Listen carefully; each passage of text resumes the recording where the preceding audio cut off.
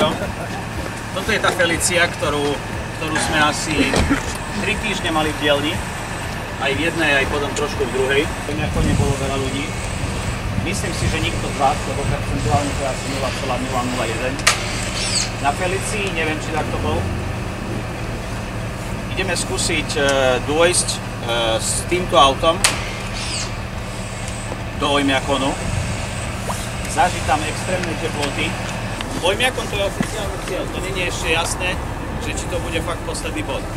Máme ešte nejaké iné plány, uvidíme, ako bude auto vyzerať po 12 000 kilometroch, ako bude zvládať teploty a tak ďalej, lebo dá sa všetko akože vymyslieť, pripraviť v dielni pri našich podmienkách aj otestovať, ale podľa mňa nikto z nás určite nie ani z vás, nevie, čo bude to auto robiť napríklad pri 49.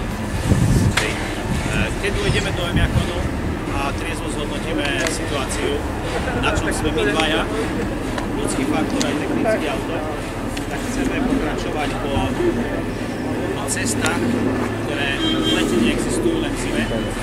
Volá sa to Zimník, smerom z Sibírskeho moru. Cesta má 2700 km. Ja si myslím, že do cieľa tam až nedojdeme, ale zažiť aspoň nejaký úsek rozumný tých ciest, ktoré v zime len existujú. My sme chceli, keď to dovolí technika a my dvaja, náš zdravotný stav, naše hadanie, nehadanie a tak ďalej. A naspäť sa chceme vrátiť cez krajiny, ako sú Uzbekistan, Tadžikistan, predtým ešte samozrejme Kazachstan, Kyrgyzstan, trajekt cez Kaspické more, Gruzínsko, Arménsko, keď s hranicami bude v pohode aj Azerbajdžan. V Turecku v máji sa chceme okúpať v Antalii.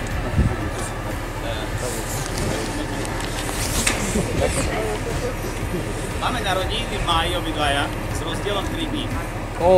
Čiže urobíme si nejaký priemer, že v ten deň oslavíme to spolu a bolo by super tú oslavu spraviť v pomerne už teplom potom zažitku mori v Antalii, v Turecku. To sú plány. Čo je tu iné ako na bežnej Felicii? Záhradka, LED rampa, 4 plekové disky na streche. Prečo sú vyzuté, hej, otázka znie.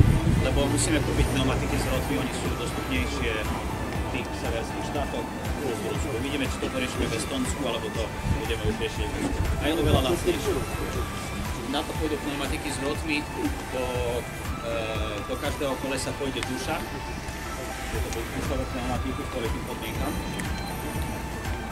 LED rampa, zadné cúvacie svetla. V prípade potreby vieme to zapnúť priamo od vodíka. Keď sme boli v Alpách, tak sa to zapínalo v kufri, bolo teplo, dalo sa. Teraz zase radšej od vodiča. Plastové bandásky, technicky zdatní ľudia teraz rozmýšľajú, alebo už skôr podľa mňa sa vám napadlo, že plastové bandásky do minus 50 môžu.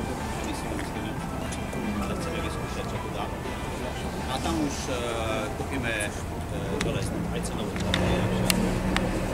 železné bandásky. Chcem vám ukázať, že čo to obnáša najprv vymyslieť a potom zrealizovať balenie do takéhoto auta na takúto cestu. Čiže rezerva tam nie je, sú tam náhradné diely. Nezávislé kúrenie máme ešte jednu jednotku náhradnú, ktorá, lebo zvykne sa to zakarbonizovať, treba bude vymeniť, vyhodiť chybu a potom už nehreje. Čiže dokážem toto do 10 minút prehodiť druhú jednotku a tamto vlastne túto zakarbonizovanú neskôr vyčistiť na vhodnom mieste. Čo iné? Auto bolo 7 dní zateplované. Či bolo zateplované dobre, vám poviem, alebo dám vedieť neskôr. Ten zateplovací materiál nie je najlacnejší, hoci my sme vybrali fakt jednu z najlacnejších variant za super cenu. Sú miesta, kde sú dve vrstvy. Trvalo to 7 dní vybrať celý interiér, celé to oblepiť, zatepliť a tak ďalej. Uvidíme, hej, to je pokus omyl. Robíme to prvýkrát, čiže nevieme. Auto je technicky dané dokopy. Robilo sa, čo sa dalo. Peťo už nainštaloval prednú kameru, aj zadnú, ktorá bude vlastne snímať celú cestu a vieme, vieš ty vlastne, Peťo je zdatný v tých kameramanských veciach, ja veľmi nie. Zaznamená to, čo nám treba, čo sa stane po ceste. Nenatáčané celý čas. Keď čo sa stane, čuknem gombík a uloží sa záber. Peťo, ty by si mohol kamerách dačo porozprávať. Ty si hovoril, že GoPročky vlastne nám mám moje kameramanské veci, ktoré používam celý rok. GoPročky, dron, ale ak sa to bude spraviť v tých podmienkach, to vôbec neviem. A všetko z prípravy auta a nás vyjde ďalšiu nedeľu. To ešte budete vidieť, čo sme vlastne všetko úplne s tým autom spravili. Čiže o týždeň v takom čase už by malo to video byť von. Náhradné kľúče. Lopáta. Teraz sa budete smiať. Viete prečo? Lebo vojme ako nie, boli ľudia, ale badminton tam nehrali. No a neviem, možno sme zobrali niečo navyše, možno sme niečo aj zabudli doma. Ťažko povedať. Dajme si nejaké dačo, kto nás, vie nás tak fotiť? Spánok, jak budete, hotely alebo... Aha, spánok budeme riešiť v ubytovacích zariadeniach, ale low-costovo. Lebo ten rozpočet možno na začiatku vyzeral, že oni toľko až chcú. 3-4 mesiace aj s prípravou, už je niekoľko tisíc minútych, len akože nebudem konkretizovať, ale nie je to ani 2000, už je viac. Tá príprava celá je tá cesta, lebo keď si zoberieme napríklad 30 000 kilometrov, ja napríklad som taxikoval, tak mám tu cifru, že koľko za kilometr, koľko sa mi oplatí, tak nám vychádza 30 000 kilometrov pri tom rozpočte, ktorý sme avizovali, je to 50 centov na kilometr. A je v tom všetko. Od prípravy, cez vybavenie, cez benzín, spanie, úplne všetko, aj nepredvídateľné poruchy. Čiže je to fakt také minimum, s ktorým sa to dá urobiť, uskromniť a sme radi, že sa to podarilo tu sa stretnúť, že si to ideme skúsiť.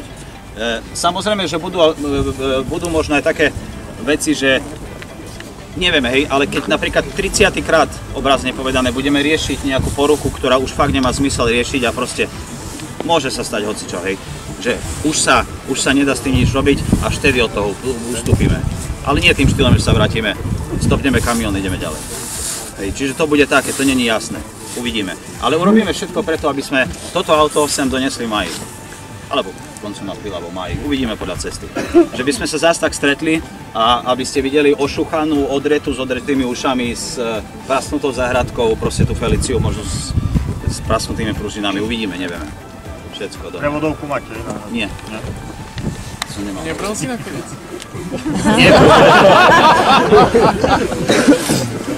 Nie, v pláne bolo prevodovku, bolo si všetko.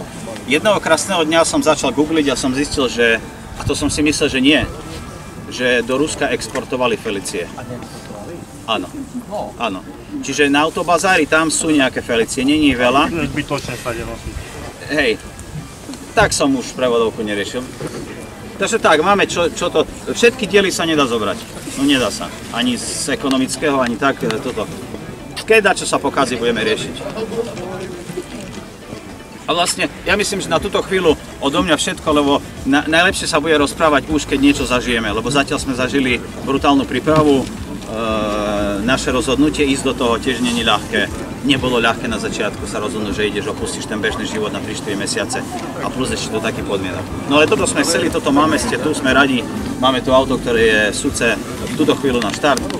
My čoskoro vyštartujeme a budeme vám vlastne počas cesty poskytovať audiovizuálne zážitky. A všetko, už vyberám slova, ktoré nemusia byť. Ďakujem.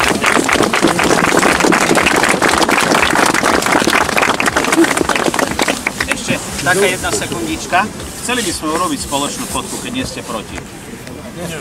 Nepoznám podmienky GDPR, ale keď kývnete, tak robíme.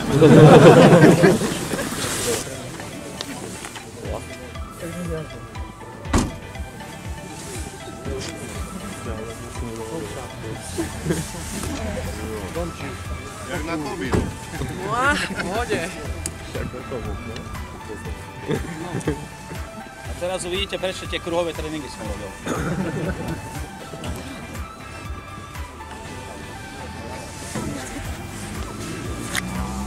Ja vás odfotím. Môžem už stať? Budem sa hýbať.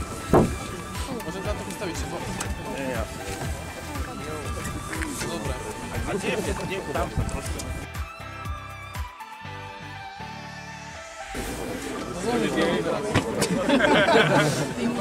Peťo?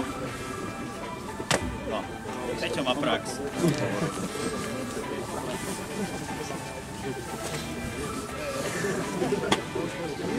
Ešte jedna vec, aby ste neboli prekvapení. Je taká organizačná vec, že táto cesta začína na slovensko-poľskej hranici. Z istých dôvodov. Čiže toto auto teraz sa naloží na vozík a ideme na hranicu. Tam skladáme a ideme. No teraz pôjdeme na tú poľsko-slovenskú hranicu a ďalej hore na Estonsko, Litva, Lotyšsko, tam vlastne prejdeme do Ruska a už potom ideme, chceme sa ísť pozrieť do Petrohradu, z Petrohradu pôjdeme smer Moskva a potom už celé Rusko a Šavy. Víza sa vlastne podarilo vybaviť všetko. Áno, tie nám došli 27. decembra, takže víza v pohodičke. No a vy ste vlastne presne aj tie sviatky nemali asi také pokojné, že koláčiky, darčeky, pohodička pri filmoch, ale ste makali. No aj celý čas, teraz auto bolo skoro mesiac non-stop dielný, každý deň sa niečo doľaďovalo. Ja som tam síce vždy nebol, ale Eugen a náš mechanik stále dačo robiť. Ešte nám povedz, že ako si teda dnes, s akými pocitmi odchádzalo ráno z domu, ako to bolo? No, úprimne ja som to bral ako nejaký bežný deň, že niečo extra nebudé. Už teraz na štarte mi to príde celkom už zaujímavé a teším sa na to ešte viac. Rodina, ako vás vypravadila? A odnesli ma do Košic, lebo nebývam v Košiciach a nemali mi na to už čo povedať. Počuj, prekvapilo to množstvo ľudí, ktoré sem prišli s vami teda, nie že rozlišiť, ale vás vyprevadiť. Akože hej, celkovo prekvapilo, pretože je tu jeden taký detail, že ja som vlastne ani nikde verejne nedával, že takto budeme. Čo tu je, tak sú ľudia, ktorí pozorne sledovali iba Eugena. Keby som to aj ja zverejnil, tak také množstvo ľudí bolo podstatne väčšie. Eugen, ešte povedal, že budete mať byť v podobný dátum, teda aj tie narodeniny, ktoré vás teda zastihnú ešte na ceste, tak kedy máte národky, ako aj keď budete oslavovať? No, ako povedal v máji, bližšie to nechcem konkretizovať, ale 3 dní je rozdiel medzi našimi narodeninami. Takže oslavíte nejak spoločne niekde na cestách? Plánujeme to tak, aká bude realita, neviem, uvidíme. Kedy vás teda môžeme čakať naspäť, ak všetko pôjde podľa plánov, tak ako ste si to teda naplánovali? No podľa mňa najskôr v máji, lebo nebudeme sa nikde plašiť, chceme si všetko pomaličky pozrieť, čo nás zaujíma, takže určite 4 mesiace za mňa budeme. Čo? Ale my a na sa auto sa podarilo robiť všetko to, čo ste chceli po tej technickej stránke, pozrite prvnie a tak ďalej. Ďakujem. Myslím, že hej, ale nejaké už kozmetické úpravy, je to predsa staré auto, nedá sa na tom zrobiť všetko do dokonalosti, ale hej, všetko, čo bolo treba po technickej stránke, podľa mňa. Na tášku napríklad. Stalo sa povedať najviac z toho, že vás zradí kúrenie niekde na tých cestách? No, už ani nie, lebo máme tam viac tých nezávislých jednotiek, čiže nebojím sa už ničo. Ideme do toho a verím, že sa nám to určite podarí. Budeme držať palce, ďakujeme veľmi. Ďakujeme veľmi.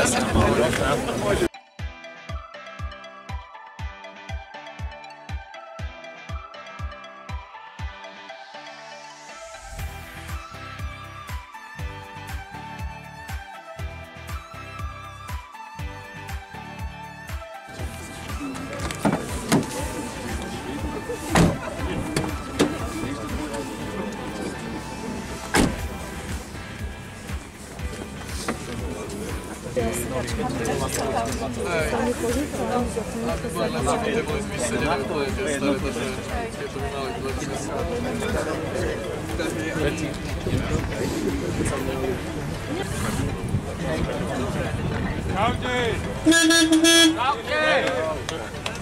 Kubo, veľmi pekne ďakujem.